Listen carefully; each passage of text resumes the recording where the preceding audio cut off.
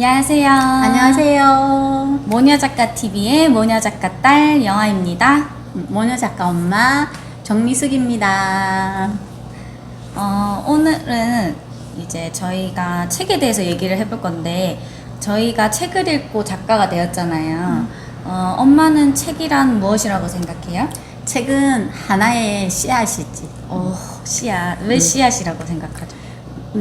나무가 좋은 열매를 맺기 위해서는 좋은 씨앗이 필요하지. 근데 만약에 그 씨앗이 상했거나 이제 시원찮다면 과연 좋은 열매를 맺을 수 있을까?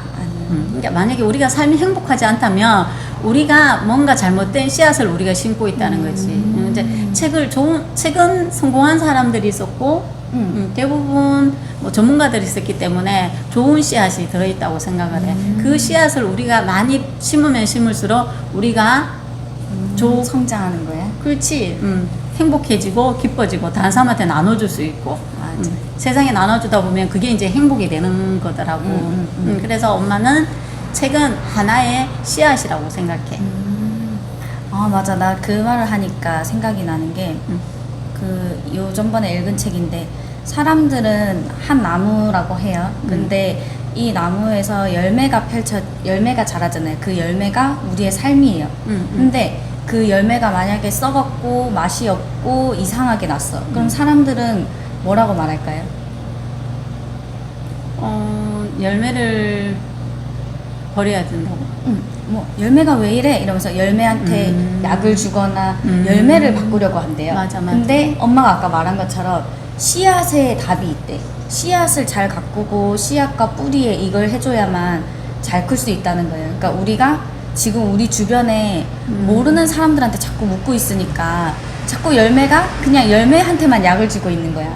그게 아니라 책을 읽고 우리 안에 있는 씨앗을 자꾸 이렇게 가꿔야 된다는 거죠. 맞죠? 맞아. 원래 우리 안에 힘이 다 있는데 맞아. 우리는 그것을 잘 몰라. 이제 책을 읽으면서 내가 자체가 좋은 씨앗이 되는 거지. 미국 테네사주의 한 작은 마을에서 벤 후퍼라는 아이가 태어났습니다. 아이는 체구가 몹시 작고 아버지가 누구인지 모르는 사생아였습니다. 마을 사람들은 자신의 자녀가 아버지가 누구인지도 모르는 벤 후퍼와 함께 노는 것을 싫어했습니다. 그래서 친구들도 그를 놀리며 멸시했습니다.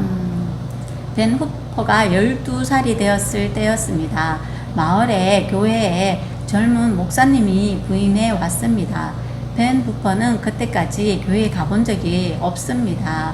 젊은 목사님이 오고 가는 곳마다 분위기가 밝아지고 사람들이 많은 격려를 받았다는 말에 벤 후퍼도 교회에 가보고 싶었다고 합니다. 그래서 그는 사람들보다 늘 늦게 예배당으로 들어가 맨 뒷좌석에 앉아 있다가 예배가 거의 끝날 시간이 되면 아무도 모르게 살짝 빠져나왔어요. 몇 주가 지난 어느 주일이었어요.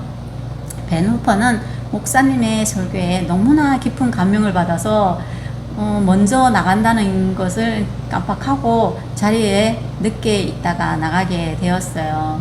근데 나가는 벤 후퍼를 보면서 목사님이 내가 누구 아들이더라 라고 물어요. 갑자기 주변이 조용해진 거예요. 그때 목사님은 환한 얼굴로 벤 후퍼에게 말했습니다. 그래, 내가 누구의 아들인지 알겠다. 너는 내 아버지를 닮았기에 금방 알 수 있어. 목사님은 계속해서 말했습니다. 너는 하느님의 아들이야. 내 모습을 보면 알 수 있거든. 당황해하면서 교회를 빠져나가는 벤 후퍼의 등을 향해서 목사님은 말했습니다. 하느님의 아들답게 훌륭한 사람이 되어야 한다. 멋있다. 근데 벤 후퍼가 어떻게 됐을 것 같아? 나중에 이제 성공했죠. 성공할 것 같지? 어떻게? 후퍼는 성공해서 주지사가 됐잖아요. 그때 주지사 벤 후퍼는 다음과 같이 말을 해. 그때 그 목사님을 만나서 내가 하느님의 아들이라는 말을 듣던 그날이 바로 테네시주의 주지사가 태어난 날입니다. 많은 사람들은 별빛이 아름답다고 말을 합니다. 그러나 별이 잠들지 못한 사람들의 밤길을 밝혀주기 위해 빛을 발한다는 것을 잘 알지 못합니다. 어려움에 부딪히거나 억울하다는 감정이 들 때 우리는 자기도 모르게 스스로를 소외시키곤 하죠.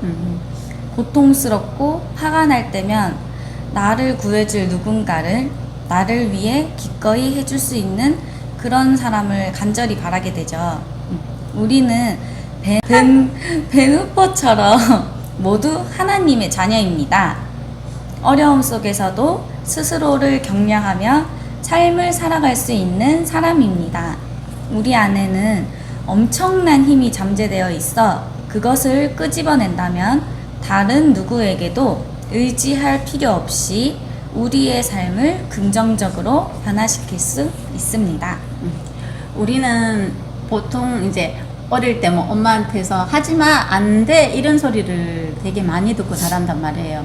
저도 그런 얘기를 들으면서 아 나는 뭔가 할 수 없는 사람이구나 자꾸 내가 그런 생각을 했는데 맞아. 책을 읽게 되면서 나도 할 수 있겠구나. 그 사람들은 그 시련을 그냥 하나의 시련으로만 생각을 해요. 근데 우리는 그 시련을 되게 크게 생각해서 그것을 이제 못한다고 생각하는데 그게 아니고 그냥 하나의 시련이 지나가면 또 하나의 시련. 아 이렇게 하면 되는구나. 이렇게 하니까 안 되네. 또 하면 되겠구나. 책을 읽으면서 자꾸 이런 용기를 얻게 되니까 내가 어느 순간에 지금 2년 동안 책을 읽으니까 작가가 되어 있더라고요. 하루살이는 하루를 살며 메뚜기는 한 철을 삽니다. 하지만 사람들은 100년을 살아야 하는데 긴 인생을 제대로 살려면 책의 손을 잡고 책의 지혜를 배워야 합니다. 인생을 배우는데 독서만한 것이 없습니다. 독서로 모든 사람들은 지금보다 더 나아질 수 있고 더 크게 성공할 수 있습니다. 그러나 그렇게 하지 못하는 이유는 방법을 모르기 때문입니다. 우리는 자신감이 없어서 행동하지 않는다고 말하지만 자신감은 행동을 먼저 했을 때 얻게 되는 것입니다. 준비하고 모험하고 도전하고 용기를 갖고 주장을 펼칠 때 자신감이 생기는 것입니다. 우리가 책을 꼭 읽어야 하는 이유는 책 속에는 인생을 살아가면서 배워야 하는 지식과 깨달음 그리고 해결책이 들어있기 때문입니다. 우리의 삶은 늘 기대감으로 설레고 성장해야 합니다. 독서는 내적 성장을 도와줍니다. 우리는 예뻐 보이기 위해서 화장도 하고 다이어트도 하고 깨끗하게 씻고 머리도 예쁘게 하고 옷을 입죠. 근데 우리는 사람들을 볼 때 외적인 것부터 봐요. 하지만 그 모습이 아름답다고 해서 내면까지 아름답다고 할 수는 없습니다. 책을 펴낸 사람들은 대부분 전문가들입니다. 책 속의 성공자들은 대부분 선한 일을 하며 부자로 살아갑니다. 모든 사람들의 내면에는 신비한 힘이 있어 아무리 어둡고 험난한 인생을 살았다 하더라도 선한 것을 배우고 익히고 실천하고 행동한다면 완전히 다른 삶을 살 수 있습니다. 저는 책 속의 지식을 습득하고 행동하면서 제 미래도 더욱 기대가 되고 우리 주변의 아이들의 미래 또한 걱정이 아닌 기대가 됩니다. 책을 읽기 전에는 무조건 좋은 엄마이고 싶었습니다. 그래서 아이들이 원하는 것은 다 해주고 싶었는데 책을 읽고 좋은 엄마로 산다는 것은 다 해주고 싶은 마음을 참고 아이들이 스스로 할 때까지 참고 기다려 주어야 한다는 것을 깨달았습니다. 저는 다른 사람들이 우리 아이에 대해 어떻게 생각할까 하는 생각으로 보통 엄마들이 키우죠. 저도 그런 식으로 키웠어요. 남을 의식하는 것은 오히려 아이들이 사회생활을 하는데 방해 요소가 됩니다. 인생을 성공시키는 대신 우리 아이가 자신에 대해 어떻게 생각하고 느끼는지를 가르쳐 줘야 합니다. 벤 후퍼의 목사님처럼 다른 사람들이 그 애를 평가하는 것이 아닌 그 아이가 자신을 어떻게 평가하는지 우리 어른들은 그렇게 가르쳐야 되는 것 같아요. 그렇기 위해 책을 읽고 이제 나의 문제에 대해서 해답을 구해야 해요. 나의 힘을 스스로 믿고 나쁜 습관을 버리고 새로운 변화를 실천할 수 있다면 지금과 다른 삶을 살 수 있습니다. 책을 읽는다면 우리는 언제나 완벽한 인생을 살 수 있습니다. 모녀 작가 TV 오늘도 시청해 주셔서 감사합니다. 감사합니다. 구독, 좋아요 눌러주세요.